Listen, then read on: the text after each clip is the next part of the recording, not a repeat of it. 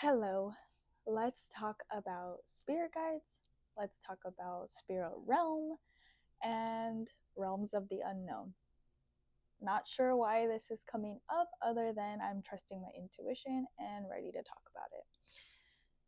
Let me back up to the science of things because I know that when you're first starting this journey, we sometimes lean on science because it's been proven and we need the proof. That's okay. So here I am. It has been proven that energy is neither created nor destroyed, but it can be transformed, meaning change form. So think about that. We are all made up of cells, little tiny cells that form our vessel into human. So what happens when we pass away?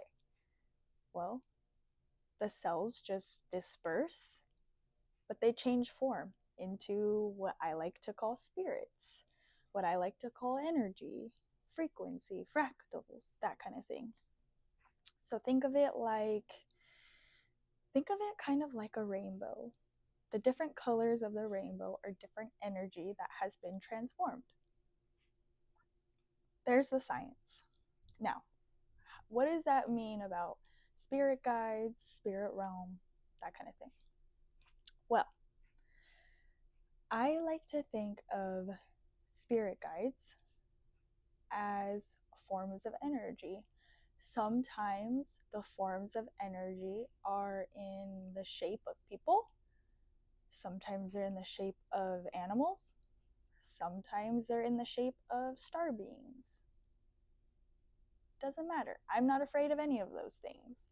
It can be confronting when you're first starting the journey, but I promise you it's nothing to be afraid of. Now, I'm not saying to go around connecting with all of these different types of energy. That's not healthy, first off.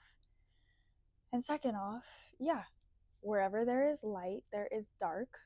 And I don't even want to get into that conversation because I don't really believe in light and dark. I just believe in different types of frequencies, which don't have any kind of negative, positive, what is it called, themes attached or like emotions attached to it. Just on a blank slate level, there are different types of energies, and with that, I practice to connect to the higher rainbow loving vibes. Like, that is me. However, the opposite is true. There are also lower, not so loving vibes that you can attract or connect to. So, spirit guides.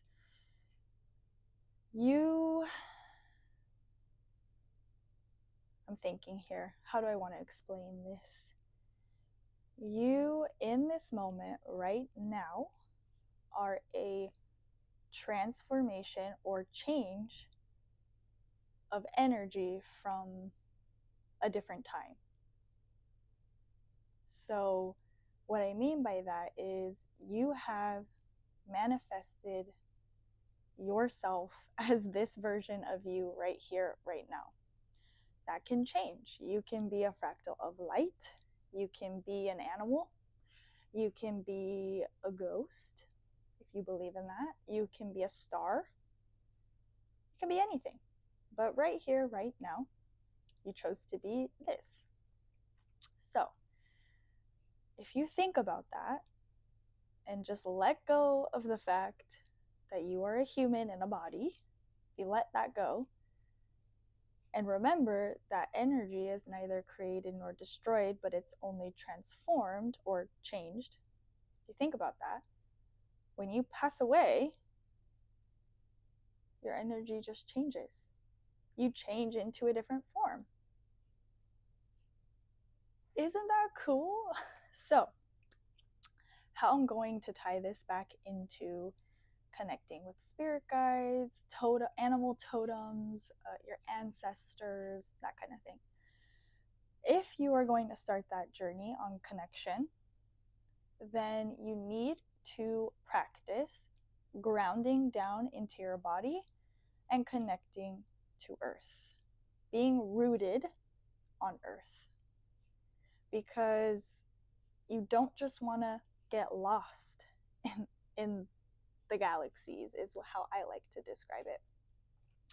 You want to know that you're here on Earth and that the energies that you're connecting to, however they present themselves to you, are there for your unconditional love.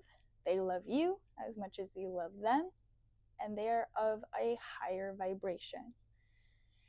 And you can think of it like you're watching a movie. Let's say you're watching a rom-com and you're feeling good. It's cute, the storyline. He falls in love with her. She's like, no. And then she ends up falling for the guy. Yeah, cute, right? And then you have the like thrillers that are chilling, that have a lot of killing or action, or have a lot of mystery, and they kind of makes you feel weird sometimes. High vibration rom-com, lower vibration thriller. I'm just being real.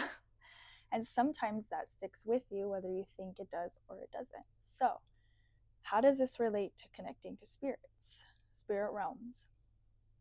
Well, if you don't know where you vibe at, if you don't know where your frequency is at, then you become available to whatever else is out there.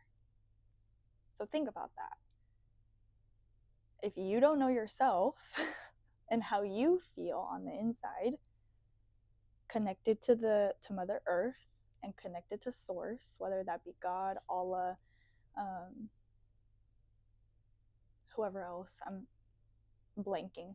But if you don't know who you are, then you're allowing yourself to be blindsided almost, because if you can't tell different frequencies, then how are you going to know what's of unconditional love versus what's not? So this is where grounding, getting to know yourself, and getting to know your own energy is more important at the beginning than trying to connect with things outside of yourself.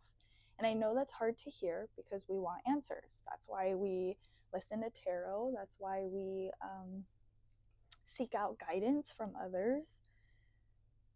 But you have all the answers within. And you have the power to decide and to say, I am only allowing the ancestors, guides, angels, source, gods, goddesses that are of the highest light and only here with the intention of unconditional love to come into my field and to guide me in X, Y, and Z way that they feel called to guide me in. So that's how I want you to approach it if you're starting this journey and wanting to kind of explore the other realms. It's safe to do so. It's okay to do so. But just be mindful about how you're doing it, because it's not something to just mess around with. It's something to take seriously. And so when you first start connecting to spirit guides or energies, because I don't even call them, actually, no, that's a lie. I do call them guides, but I'm more in tune with how they feel than what they look like. So let me back up. If you're going to start connecting and it's in the early stages, like you just decided that you're open for it, congratulations. I'm really happy that you're exploring something new. I'm really happy that you're open to something greater than what's here on Earth, even though Earth is amazing. But there has to be more, right? It just makes sense.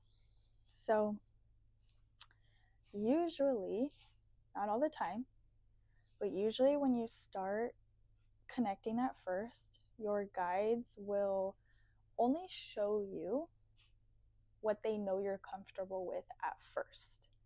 So that could be animals, that could be angels, that could be elements like wind, fire, water, metal. That could be dragons. Well, actually, I'm sorry. Let me back up. Dragons don't really reveal themselves to just anyone. So I can get into that later. Drop a comment if you want that, and I'll talk more about it. But usually they'll give you what they know you're ready for in that moment. They will never, and I mean never, give you something that you're not ready for. So, same thing with your ancestors. You can connect to your ancestors. However, like I said, there are different frequencies of ancestors. You have ancestors that want the utmost amazing things for you, that are here to support you, that have healed themselves, and that love you unconditionally. And then you also have the ancestors that maybe not so much, maybe not any of those things. And so be discerning and feel into which one is near you, which one is in your field. And you can think of it like, if you've ever seen that photo of I think it's a guy, a man, and he has his arms out and he's like closing his eyes, and there's like a force field around him. That's your force field. You are that person. Think of it like that. Your spirit guides or beings come into your force field and communicate with you. So that sounds complete for me, at least as a little tidbit of connecting to spirit guides. I could go on and on for hours, but I think that that's a good place to stop for like a little taste of the things that I get into.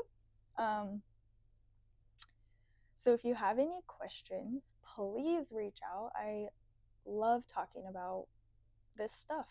I love talking about it because I think it's something that all of us need to experience in some way or another. And the last thing I'll say about it is, if you have a loved one pass away, doesn't have to be a family member, it could be a close friend, and you still feel them near you after they pass away, just know usually their energy is just transformed. So probably is still them. If you think about them and it feels like them, because you know what they feel like. If it feels like them, it probably is. All right. I love you. Have a good day. And yeah.